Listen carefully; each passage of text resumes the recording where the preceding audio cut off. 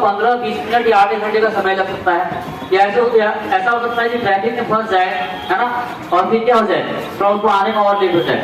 तो ऐसी स्थिति में क्या होता है कि उस मरीज की जान जा सकती है 15 से 20 मिनट में, है ना। तो करना क्या है कि आपको ये ट्रेनिंग अगर पता होगा तो आप उसकी जान बचा लीजिएगा, है ना। करना क्या है कि सबसे पहले हम ये चेक करते हैं, है ना, कि जो मरीज है ना, या फिर जो कैजुअलिटी है वो ब्रीदिंग कर रहा है कि नहीं कर रहा है ना, सांस ले रहा है कि नहीं ले रहा है। तो उसके लिए एक उपाय है ना, क्या करेंगे हम कि इसका जो ये चिन्ह है ना, सबको इसको ऊपर करेंगे, है ना। ऊपर करने के बाद हम अपने कान को जो है, लेकिन इसके ऊपर इसलिए क्या रहता है ना, ताकि क्या हो जाए कि एयर जो है अच्छे तरीके से मूव कर पाए, है ना। अब क्या करेंगे, अपने कान को ले जाकर इसके नाक के पास सुनेंगे कि ये ब्रीथ कर रहा है कि नहीं कर रहा है, ठीक है। जैसे कि इस प्रकार से, है ना, कान को नजदीक ले जाना है आपको, है ना, और सुनना है कि ब्रीथ कर रहा है कि नहीं कर रहा है, ठीक है।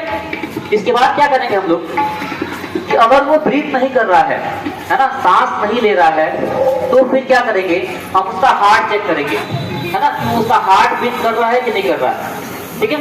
तो हार्ट बीट चेक करने के लिए हमारे पास कई उपाय हैं, है ना।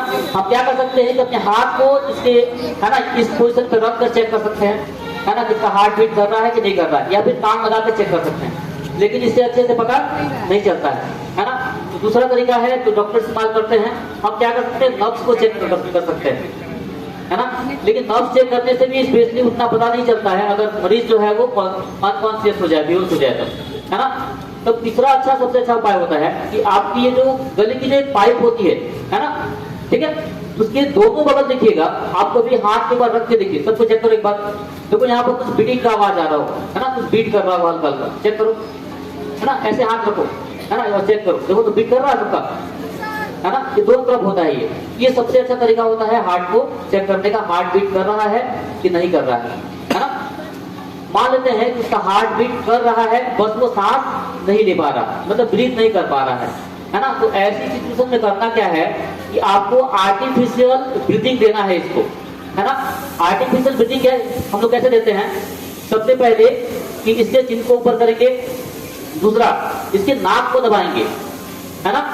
नाक दबाने के बाद, ठीक है, इसके मुंह को ओपन कर लेंगे, है ना, और क्या करेंगे, अपने मुंह से इसके मुंह में सांस भरेंगे, है ना। ये आपको 1 मिनट में 12 बार देना है, मतलब हर 5 सेकंड में 1 बार बस ना रहे, और आपको लंबा सांस भरना है और लंबा गहरा सांस लेना है, ठीक है। जैसे मान लेते हैं कि इस प्रकार से भर के पूरा, है ना, और पूरा क्या करना है, इसके मुंह में भरना है, बस ना रहे। कितनी बार करेंगे ये 1 मिनट में 12 बार करना है ना।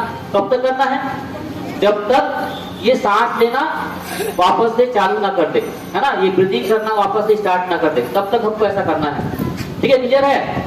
या फिर तब तक करिए जब तक कि इमरजेंसी सर्विस इसके लिए प्रोवाइड ना हो जाए, ठीक है। अगर आप बीच में ऐसा छोड़ देते हैं तो फिर इसकी जान भी जा सकती है ना। बात में आपको, ठीक है, पहला काम क्या करेंगे, इसको आर्टिफिशियल ब्रीथिंग देंगे, ठीक है। दूसरा काम, मान लेते हैं कि इसका ये ब्रीथिंग तो नहीं कर रहा था, है ना, और हार्ट भी अब क्या कर रहा है, हार्ट भी सही तरीके से काम नहीं कर रहा है, मतलब हार्ट भी बीट नहीं कर रहा। आपने चेक किया, चेक करके पता किया कि हार्ट भी अच्छे से बीट नहीं कर रहा है ना। तब हम क्या करेंगे, सीपीआर का सहारा लेंगे, है ना। सीपीआर, है ना, तो आपको खुद बताया हम, कार्डियो पाल्मोनरी रेसिस्टेशन, ठीक है, इसका हेल्प लेते हैं, है ना। और इसका कुछ नियम है, इस करने का कुछ तरीका है, उसी तरीके के हिसाब से हम काम करेंगे, ठीक है। लेकिन ये कब करना है, जब सांस भी ना ले रहा हो और ब्रीथ भी, हार्ट भी जो है अच्छे से काम इसका ना कर रहा हो, ठीक है। बस में करते क्या है, देखिए अब तो सबसे पहले देखिएगा कि आपको ये रिप्स आपको दिखाई दे रहा है, नीचे का जो ये 2 रिप्स होता है इस जगह पे, है ना, इस रिप्स के लगभग 2 इंच नीचे, है ना, इस रिप्स के 2 इंच नीचे क्या करना है आपको, इस तरह से आपको बॉन्डिंग बनानी है ना, हाथ की, है ना। सबको लेकर करके देखो, इस तरह से क्या करेंगे, हाथ की बॉन्डिंग बनाएंगे, ठीक है। और बॉन्डिंग बनाने के बाद ये वाला जो हिस्सा होता है, ये वाला, इस हिस्से से प्रेस करेंगे, ठीक है, बस ना रहे। लेकिन ध्यान रखना है कि प्रेस करते वक्त इसको इतना जोर से प्रेस करना है कि ये पेट का जो हिस्सा है ये वाला, ये लगभग 1.5 से 2 इंच नीचे जाए, है ना, 1.5 से 2 इंच नीचे जाए और फिर ये ऊपर आए, बस कर है ना। कैसे करेंगे, इस टाइप से हाथ को बॉन्डिंग बनाएंगे है ना, और इस पोजीशन से उसको प्रेस करेंगे, ठीक है, इस टाइप से है ना। और अब क्या करना है, थोड़ा जोर से प्रेस करना है, लेकिन ध्यान रखना है कि ये हाथ का ये हिस्सा कैसा रहे, बिल्कुल सीधा रहे, ये मुड़ना नहीं चाहिए। ऐसा नहीं कि आप ऐसे कर दिए, ऐसे लूज कर दिए है ना, ये बिल्कुल कैसा होना चाहिए, ऐसे सीधा होना चाहिए, ठीक है। आपको करना क्या है कि 32 का रेशियो लेके चलना है ना। 32 का रेशियो का मतलब है कि 30 बार प्रेस करेंगे है ना, और 2 बार उसको ब्रीथ देंगे है ना, 2 बार सांस लेंगे, बस ना। तो 30 बार उसको प्रेस करते हैं है ना, काउंट करते हैं, ठीक है।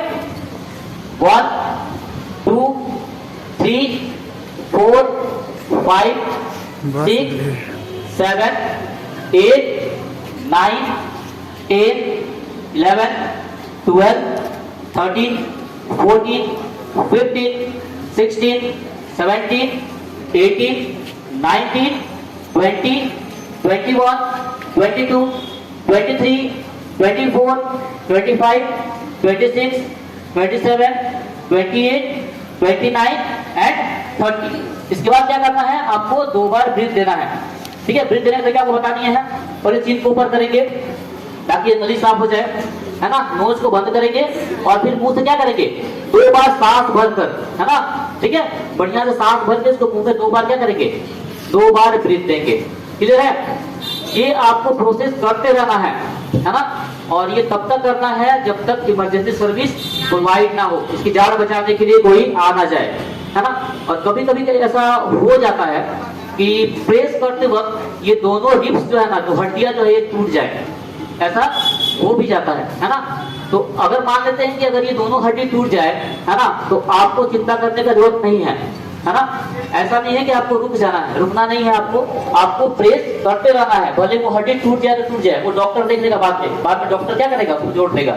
लेकिन अगर आप रुक जाएंगे तो क्या होगा, वो इंसान का डेथ हो जाएगा, बस ना रहे, ठीक है।